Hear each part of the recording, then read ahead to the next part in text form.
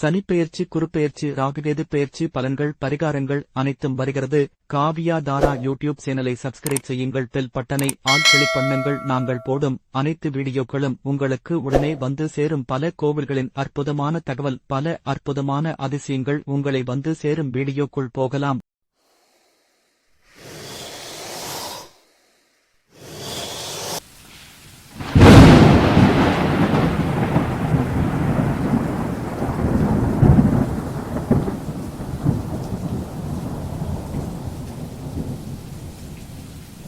நல்ல நேரம் நடந்தால் மட்டும்தான் இங்கு வர முடியும். கெட்ட நேரம் இருந்தால் இங்கு கால் கூட வைக்க முடியாது. திருப்பாம்பரம் அருள்மிகு பாம்புபுரேஸ்வரர் திருக்கோவில். ராகு கேது தோஷம் நிவர்த்தி. ஸ்தலம் பாம்புகள் தீண்டாத ஸ்தலம். இறந்த முன்னோர்களால் ஏற்பட்ட தோஷங்கள் நீங்க தரிசிக்க வேண்டிய ஸ்தலம். திருமண தடை நீங்க வழிபட வேண்டிய ராகு கேது ஒரே சிலையில் அருள் பாலிக்கும் தென் காளகஸ்தி திருத்தலம். தொடர்ந்து வீண் விரயங்கள், விபத்துக்கள் ஏற்பட்டால் தரிசிக்க வேண்டிய ஸ்தலம். பல கோடி ஆண்டுகள் ரிஷிகள் முனிவர்கள் வந்து வழிபட்ட ஸ்தலம். ஜாதகத்தில் கால சர்ப்ப தோஷம் இருந்தால் எவ்வளவு கஷ்டப்பட்டாலும் வாழ்வில் முன்னேற்றம் கிடையாது. அப்படி என்ன காலசர் தோஷம்? இந்த பாவங்கள் தீராமல் தொடர்ந்து தலைமுறையாக தொடர்கிறது. இந்த உலகில் உள்ள அனைத்து நாகங்களுமே வந்து வழிபட்டதான் திருப்பாம்புரம் என்பது உண்மை. பார்க்கும் திசை எல்லாம் பாம்புகள் நிறைந்து சிற்பங்களாய் காட்சியளிக்கும். தாழம்பூ முளைக்காத ஸ்தலம், பாம்புகள் தீண்டாத ஸ்தலம். இக்கோயிலின் மூலவர் சேஷபுரீஸ்வரர், பாம்புபுரேஸ்வரர். அம்பாளின் பெயர் வண்டால் பூங்குழலி பிரம்மஹாம்பிகை. கற்பக விருட்சம், வன்னி மரம், தள தீர்த்தம், ஆதிசேஷ தீர்த்தம். எதிரில் ஆதிசேஷன் தீர்த்தம் உள்ளது. அக்குளத்தில் குளித்தால் உங்கள் பாவம், முன்னோர்களின் பாவம், திருமணத்தடை அனைத்தும் விலகும். அத்தீர்த்தத்தை உருவாக்கியது ஆதிசேஷன். இத்தலத்தின் மூலவராகிய நான் கிழக்கு திசையை நோக்கி நாககவசம் சாற்றப்பட்டு காட்சி தருகிறேன். அம்பாள் சந்நிதியும் கிழக்கு நோக்கி அமைந்திருக்கிறது. அம்பாள் ஒரு கையில் தாமரை மலருடனும் மற்றொரு கையில் ருத்திராட்ச மாலையுடனும் அபய முத்திரையுடன் காட்சி தருகிறாள். பல ஜென்ம பாவங்கள் உங்கள் ஜாதகத்தில் தொடரும். ராகு கேது தோஷங்கள் உள்ளவர்கள் இங்கு வந்து என்னையும் ராகு கேதுவையும் வழிபட்டால் நீக்கும் என்பது ஐதீகம்.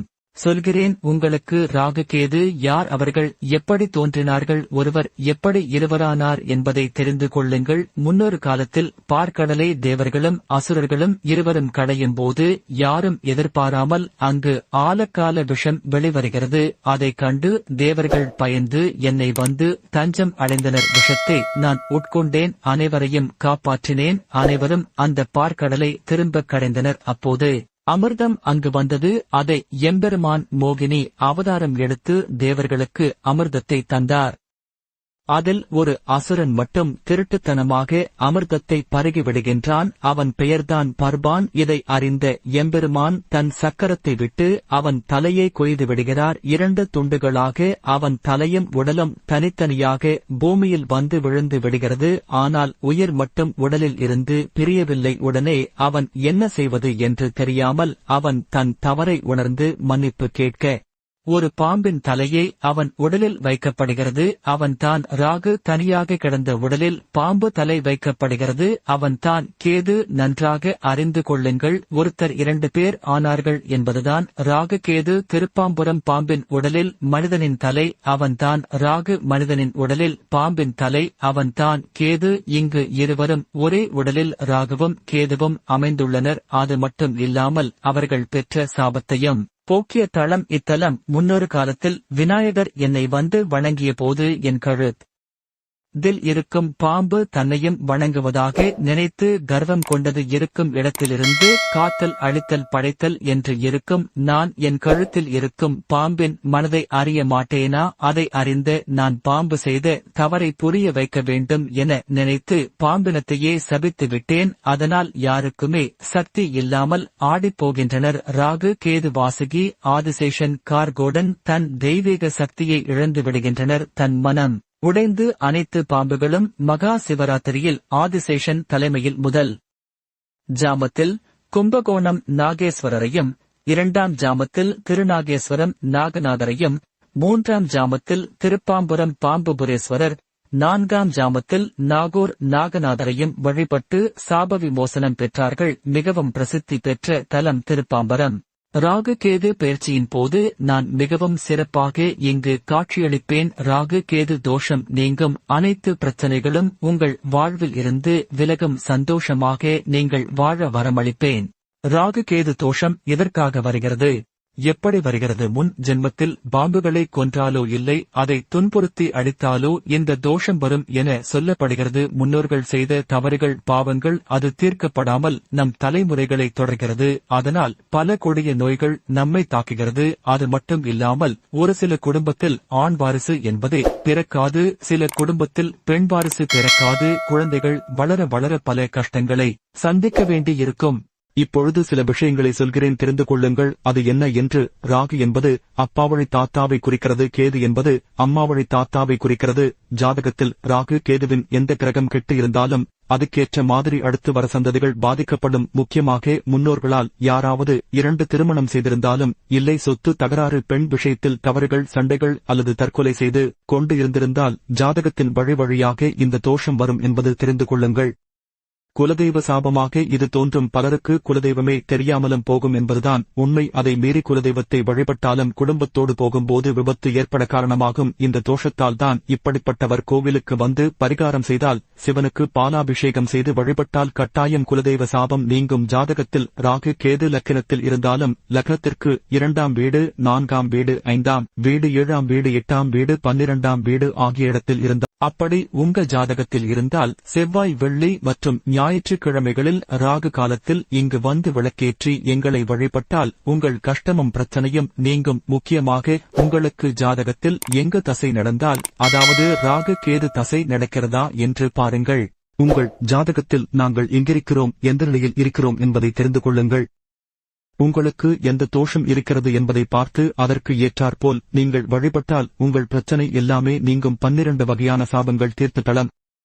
அனர்த்த கால சர்ப்பதோஷம், சங்கசுளகால சர்ப்பதோஷம், கடக சர்ப்பதோஷம், குளிகை சர்ப்பதோஷம், வாசுகி சர்ப்பதோஷம், சங்கல்ப சர்ப்பதோஷம், பத்ம சர்ப்பதோஷம், மகாபத்ம சர்ப்பதோஷம், தக்ஷண சர்ப்பதோஷம், கார்கோடா சர்ப்பதோஷம், விஷ்டார சர்ப்பதோஷம், சேஷநாக சர்ப்பதோஷம் ஆகிய 12 வகையான சர்ப்பதோஷங்கள். அனந்த கால சர்ப்பதோஷம் ஏற்பட்டால் வாழ்க்கையில் 27 வருடத்திற்கு எந்த முன்னேற்றமும் ஏற்படாது, நினைத்ததை படிக்க முடியாது. குளிகை சர்ப்பதோஷம் 33 வயது வரைக்கும் ஒருவருக்கு சரியான வேலை அமையாது. வாசுகி கால சர்ப்பதோஷம் 36 வயதிற்கு பின்தான் திருமணம் நடக்கும். சங்கல் கால சர்ப்பதோஷம் ஜாதகத்தில் இருந்தால் 42 வயது வரை குழந்தை பாக்கியம் கிடைக்காது. பத்மா கால சர்ப்பதோஷம் ஜாதகத்தில் இருந்தால் 48 வயது வரைக்கும் சொந்த வீடு அமையாது. மகா பத்ம கால சர்ப்பதோஷம் 54 வயது வரை முன்னோர்கள் சொத்து அனுபவிக்க முடியாது. இதில் ஏதாவது ஒரு தோஷங்கள் இருந்தால் திருமணம் நடைபெறாது, குழந்தை பிறக்காது, வேலை கிடைக்காது, சொந்த வீடு அமையாது, சரியான வேலை கிடைக்காது. கஷ்டங்கள் வாழ்வில் ஏற்படுவதற்கு காரணம் நம் இறந்த முன்னோர்கள் செய்த பாவம்தான் என்பது உண்மை.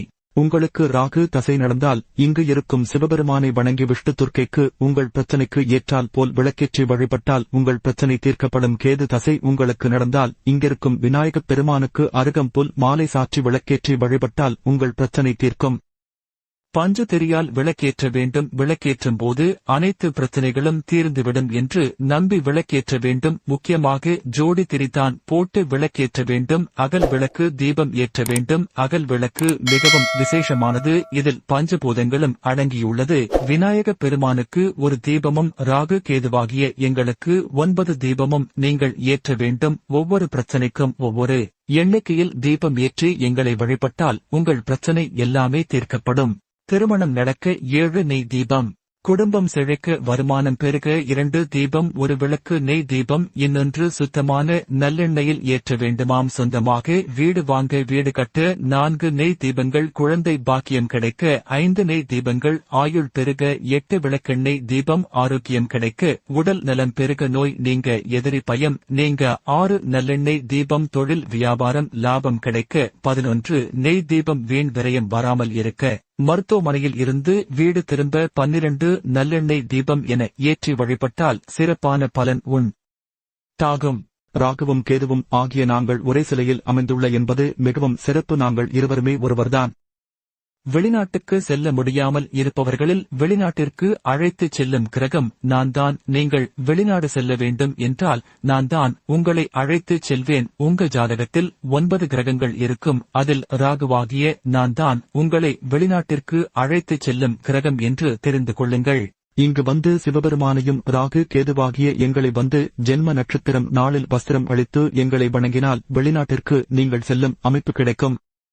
மிக முக்கியம் என்பது எந்த விபத்தும் ஏற்படாமல் இருக்க வேண்டும் என்பதுதான். இங்கு வழிபட்டால் விபத்து நடக்காமல் தவிர்க்கப்படும் என்பது ஐதீகம். சிலருக்கு சில குறிப்பிட்ட நாளில் சில குறிப்பிட்ட வேளையில் விபத்து நடைபெறும். தொடர்ந்து சனிக்கிழமை செவ்வாய் ஓரையில் காலை 8 மணி முதல் 9 மணி வரை, மதியம் 3 மணி முதல் 4 மணி வரை மிக எச்சரிக்கையாக இருக்க வேண்டும். அதேபோல் செவ்வாய்க்கிழமையில் சனி ஓரை வரும்போது தேவையில்லாத பிரச்சனை அனைத்தும் தேடி வரும். காலை 11 மணி முதல் 12 மணி வரை, 6 மணி முதல் 7 மணி வரை மிகவும் கவனமாக இருக்க வேண்டும். உங்கள் ஜாதகத்தில் சரியில்லாமல் இருந்தால் இப்படி நடக்கும். நீங்கள் மிக கவனமாக இருக்க வேண்டும். நீல நிறம் மற்றும் கருப்பு நிற ஆடை அணிவதை தவிர்ப்பது உங்களுக்கு ஏற்றதாக இருக்கும். இதற்கு சில பரிகாரங்களும் உண்டு. அதையும் நீங்கள் செய்தால் இன்னும் சிறப்பாக இருக்கும். ராகு கேற்று உளுந்தும் கேதுக்கேற்ற கொல்லும் இரண்டையும் வைத்து பரிகாரம் செய்யப்படுகிறது. உளுத்தம் வடை உளுந்து செய்யும் பலகாரங்களை எங்களுக்கு படைத்து அதை அனைவருக்கும் அளித்தால் நன்மை உண்டாகும். உளுந்தால் செய்த பலகாரங்கள் சனிக்கிழமையில் காகத்துக்கு கொடுத்தால் உங்களுக்கு விபத்தும் வீண் செலவும் வராமல் தடுக்கப்படும். திருமணத்தடை நீங்க வேண்டி வழிபட ஏற்ற ஸ்தலம் எங்கள் ஸ்தலம். உங்கள் ஜாதகத்தில் நாங்கள் லக்னத்தில் இல்லை 2, 7, 8 இடங்களில் இருந்தால் கட்டாயம் திருமணம் நடக்க தாமதம் என்பது தெரிந்து கொள்ளுங்கள். இங்கு வந்து எங்களுக்கு, அதாவது ராகுவிற்கும் கேதுவிற்கும் அபிஷேகம் செய்து வணங்கும் பரிகாரம் செய்து கொள்ளுங்கள். அப்படி செய்தால் உங்களுக்கு கட்டாயம் சீக்கிரம் திருமணம் நடக்கும். இத்தலத்திற்கு வரும் நீங்கள் கட்டாயமாக பொறுமையாக எங்களை தரிசிக்க வேண்டும். ஆலயத்தில் உள்ளே நடக்கும் 6 கால பூஜையில் ஏதாவது ஒரு பூஜையில் ஆவது நீங்கள் கலந்து கொள்ள வேண்டும். சுவாமியை காத்திருந்து தரிசிக்க வேண்டும். அப்போதுதான் முழு பலனும் கிடைக்கும். கோவில் இருக்கின்ற விருட்சத்தை வணங்க வேண்டும். அங்கு இருக்கின்ற பசுக்களுக்கு உணவு மற்றும் அகத்திக்கீரை கொடுக்க வேண்டும். பரிகாரமாக தீபம் ஏற்ற வேண்டும். முக்கியமாக அகல் விளக்கு தீபம் தான் ஏற்ற வேண்டும். சுத்தமான நெய் வாங்கி வந்து கொடுத்து தீபம் ஏற்றுங்கள். உங்கள் பாவம் அனைத்தும் நீங்கும். முடிந்தால் அன்னதானமும் செய்யுங்கள். உங்கள் கஷ்டம் விலகு. மிக முக்கியம், உங்கள் ஜென்ம நட்சத்திர நாளில் வந்து எங்களை வழிபடுங்கள். நீங்கள் நினைப்பது எல்லாமே நடக்கும். மிக விசேஷமாக நல்லதே நடக்கும். திருப்பாம்புரம் பாம்புரநாதர். ராகு கேதுவாகிய நாங்கள் உங்களுக்கு தேவையானதை அளிப்போம். வாழ்க நலமாகவும் வளர்க செல்வமாகவும். திருவாரூர் அருகிலுள்ள திருப்பாம்புரம் கோவில் முகவரி: ஸ்ரீ பாம்புரநாதர் கோவில், மாரியம்மன் கோவில் தெரு, திருப்பாம்புரம், திருவாரூர் மாவட்டம், தமிழ்நாடு.